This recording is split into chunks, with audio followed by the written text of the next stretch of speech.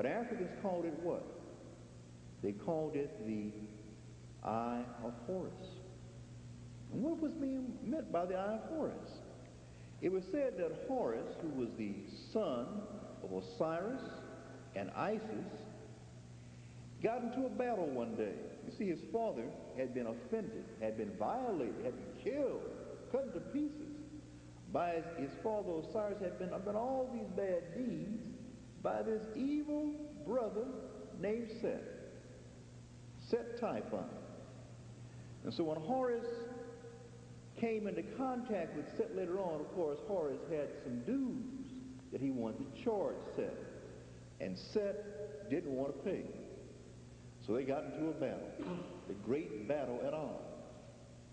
And as they fought, it was said that Set hit Horus in the eye and shattered the eye of Horus. But Horus struck a mean blow. Horus snatched off the testicles of Set, and that was it. That would usually be the end of the fight. These are, again, are symbolic stories, but also literal stories. And we have to look at some of the literalism of them in just a minute. It is speaking further that the god Jehudi, or Thoth, the moon god Jehudi, the god of wisdom, the so-called, the perfect example of intellect, the so-called the heart of sun god Ra, the super genius. This was the example of the multi-genius even before the time of Imhotep.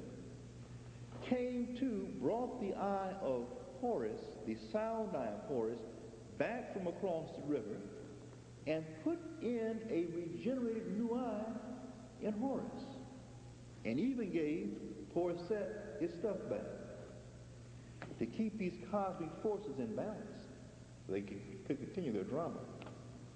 So we have a notion that Horus has a new eye after battling evil. So it raises a question that they're saying in some respects that just as on a cosmic plane,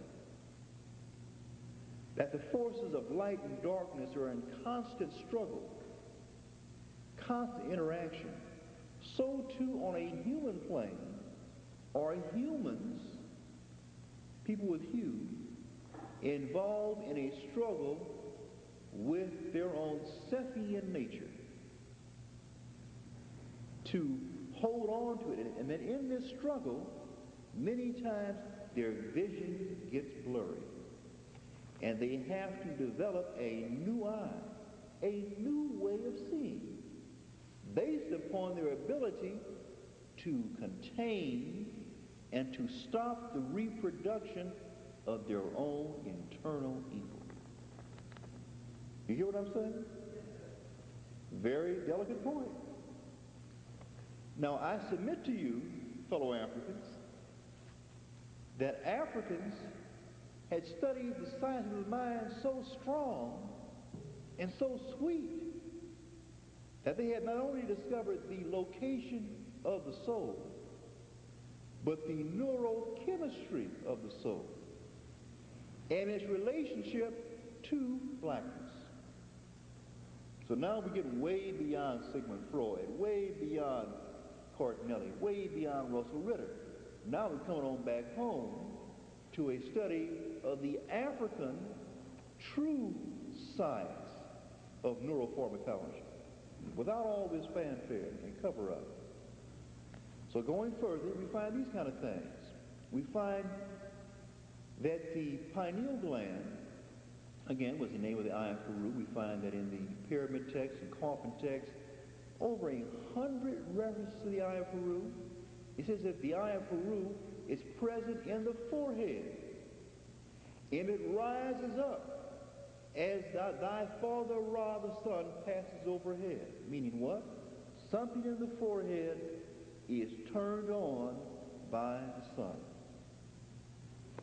That was 3,333 years before Axelrod and Wertmann rediscovered the pineal gland was an active gland, producing a unique enzyme called HIOMT.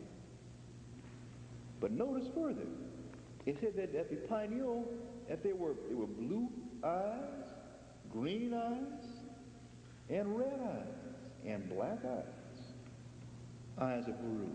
And that it was possible to rise, and that the mission was to rise up with your eye of Baru to the heavens and to become a star. Not a Hollywood star on Hollywood Boulevard. That's not the star they're talking about. But a star in terms of the cosmos. They envision these kind of very strong powers. We find furthermore that the pineal gland is a gland that produces two major hormones, one during daylight, another one during nighttime. During daytime, a hormone known as serotonin is released. Serotonin has many important powers. One of its powers is also involved. There are many very important neurotransmitters that are related to serotonin that are involved in states of depression and normal affect. But the hormone that we're going to talk about today is a hormone known as melatonin, M-E-L-A-T-O-N-I-N, melatonin. Now this, my brothers and sisters, is a powerful, powerful black hormone. This one is so strong that you can just sit back and just sing on it. Melatonin, it is released as soon as the sun goes down. It rises and reaches its peak around midnight, from midnight to 1 a.m. And then it begins to taper off, and it tapers off and stops right before sunrise. Now notice this, that during the dark hours, a hormone is released by a gland in the brain, and this gland in the brain, this hormone is so powerful, it affects the hypothalamus, the pituitary, and many other organs throughout the body. So here we have one kind of hormone being released during nighttime. What is the hormone that is released during the daytime that operates in concert with melatonin? I don't believe it's so much serotonin.